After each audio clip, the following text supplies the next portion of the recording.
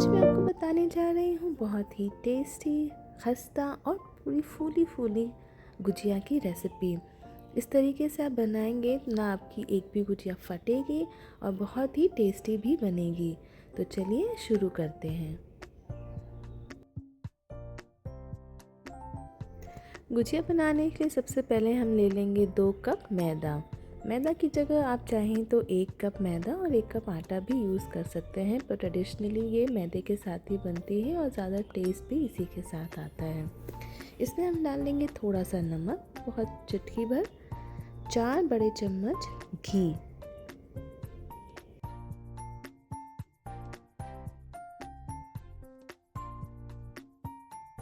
गुजिया बनाने के लिए जो आटा होना चाहिए वो परफेक्ट गूंदा होना चाहिए। अगर आपका आटा बढ़िया गूंदा है ना, तो आपकी गुजिया भी बहुत अच्छी और खस्ता बनेगी।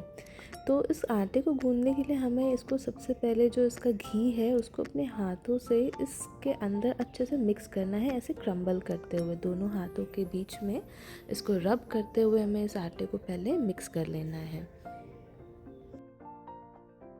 अच्छे से हाथों के बीच में मसलते हुए हम सारे घी को उसके साथ मिक्स कर लेंगे और उसके बाद ही हम इसमें पानी डालेंगे। अच्छे से आटे को क्रम्बल करने के बाद हम मुट्ठी में बांध कर देखेंगे। अगर ये आटा बंध रहा है इसका मतलब मोयन हमारा बिल्कुल ठीक है।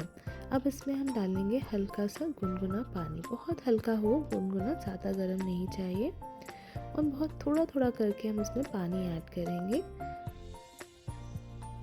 इस वक्त हमें ये ध्यान रखना है कि हमें सारा पानी एक साथ नहीं डालना है, थोड़ा थोड़ा करके पानी डालना है और एक हार्ड सा इसका डो रेडी कर लेना है। डो अगर सॉफ्ट हो गया तो हमारी जो गुजिया है वो खस्ता नहीं बनेगी और बाद में ठंडी होने के बाद सौगी हो जाएंगी।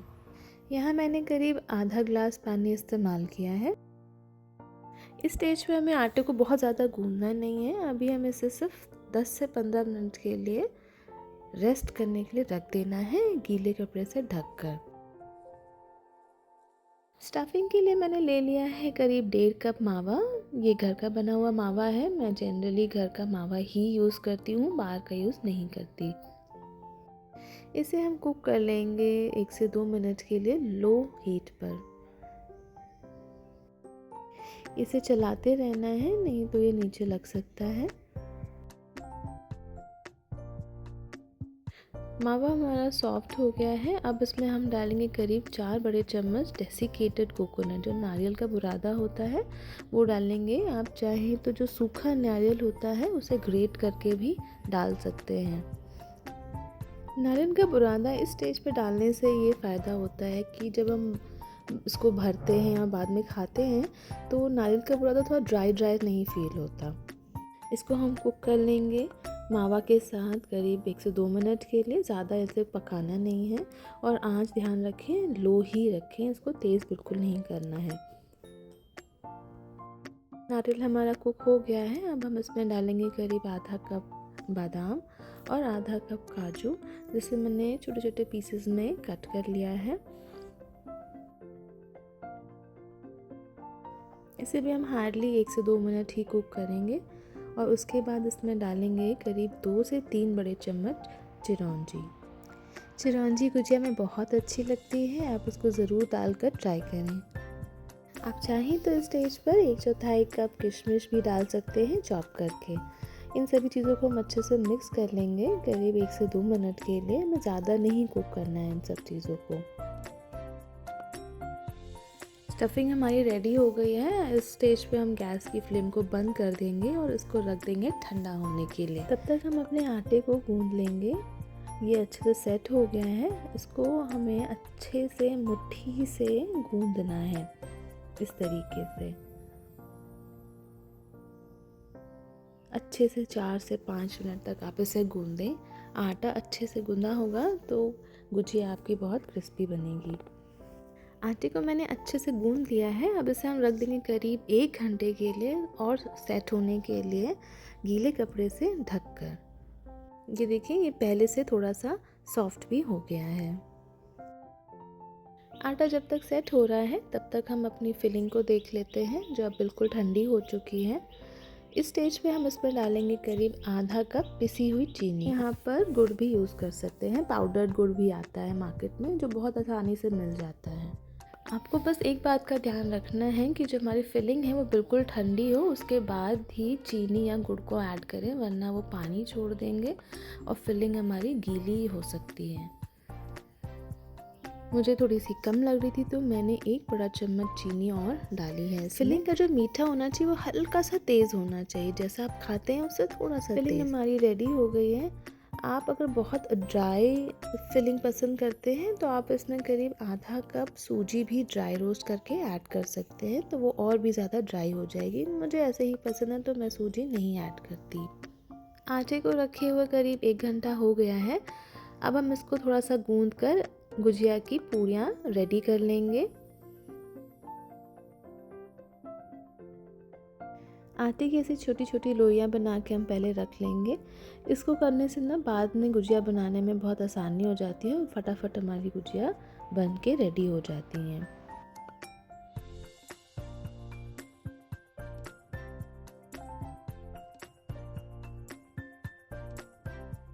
इन सभी लोइयों को हम गीले कपड़े से ढक कर रख देंगे और एक एक करके अपनी गुजिया की पूरियों को बेल लेंगे। इनका शेप ज़रूरी नहीं है कि परफेक्ट राउंड हो, आप थोड़ा सा टेढ़ा मेढ़ा भी कर सकते हैं, ऐसी कोई दिक्कत नहीं है, क्योंकि वो एक्स्ट्रा जो होता है वो बाद में निकल ही जाता है। और थिकनेस जो है इसकी वो रोटी से थोड़ी पतली होगी, पतली रहेगी तो ही ये और खस्ता बनेगी और तेल कम पिएगी।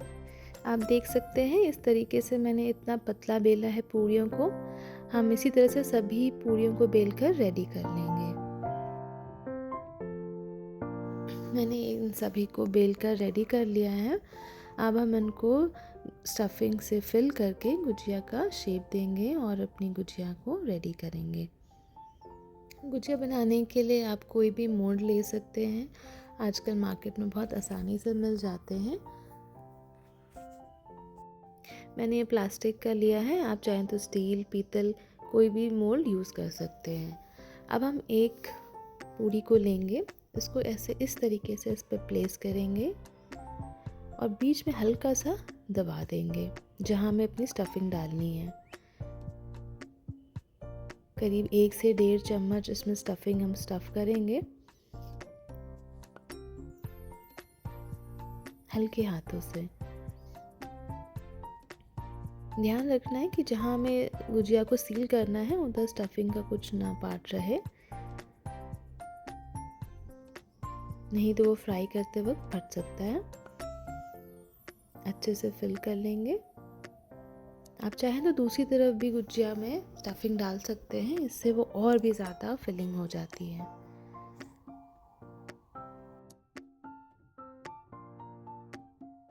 स्टफिंग को फिल करने के बाद हम इसके एक कोने पे लगा देंगे पानी हल्का सा, ताकि जब हम इसको बंद करें तो अच्छे से चिपक जाए और सील हो जाए। इस चीज़ में एक चीज़ ध्यान रखनी है कि जो एजेस है ना, ये कई बार इसके नीचे दब जाते हैं और यहीं से जब हम फ्राई करते हैं तो वो फटती हैं। तो ये ध्यान रखें कि ये ज़्यादा दबे नहीं और उसको थोड़ा सा आगे कर लें और फिर अच्छे से सील करके दबाते हुए हम जो एक्स्ट्रा आटा है इसको निकाल देंगे इस तरीके से।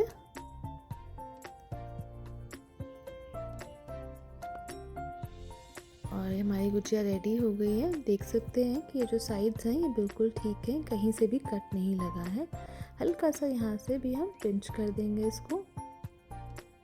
हमारी गुजिया जो है रेडी हो गई है। इसी तरीके से हम सारी गुजिया अपनी रेडी कर लेंगे।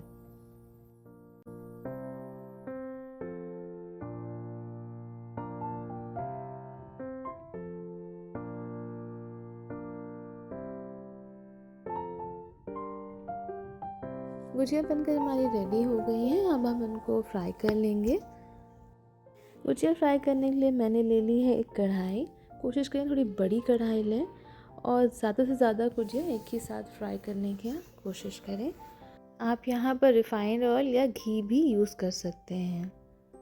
तेल आपका इतना गर्म होना चाहिए कि जब आप इसमें एक ज़रा सा आटे का टुकड़ा डालें तो वो तुरंत फ्राई होते हुए ऊपर ना आए, थोड़ा सा रुक कर ऊपर आए। इसका मतलब आपका तेल बिल्कुल ठीक गर्म है।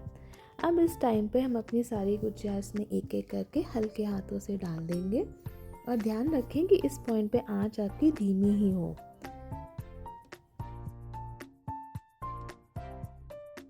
अभी मैं इसको हल्के हाथों से चम्मच से ही फ्लिप कर रही हूँ। देखिए धीमे धीमे फूल भी रही हैं गुजिया।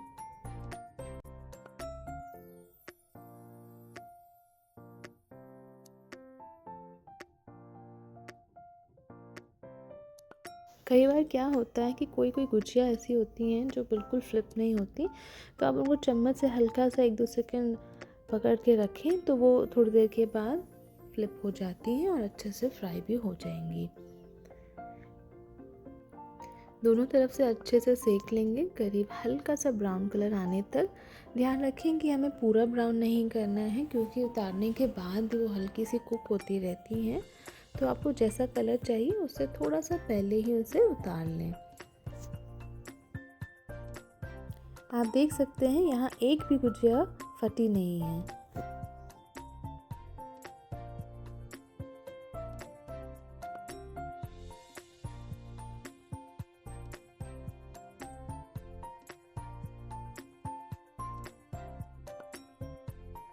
गुजिया फ्राई करते हुए हो गए करीब 12 से 14 मिनट। हमारी गुजिया अच्छे से फ्राई हो गई हैं। अब इसे आप टिश्यू पेपर पर निकाल लेंगे ताकि जो एक्स्ट्रा ऑयल है वो निकल जाए।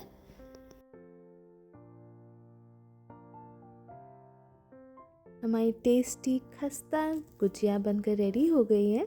अब इसे हम प्लेट कर लेंगे। गुजिया बनने के बाद हमें एक चीज़ का ध्यान रखना है कि इन्हें अच्छे से पहले ठंडा करें और उसके बाद किसी एयर टाइट कंटेनर में पैक करके रखें। आप एक बार इस तरीके से गुजिया बनाकर ज़रूर देखें। आपकी गुजिया बिल्कुल परफेक्ट और खस्ता बनेगी, एक भी गुजिया आपकी खुलेगी नहीं। मैंने इसको गार्निश किया है थोड़े से चॉप्ड ड्राई फ्रूट से और रोज़ पेटल से। गुजिया बनाकर मुझे कमेंट्स में ज़रूर बताएं कि आपकी गुजिया कैसी बनी।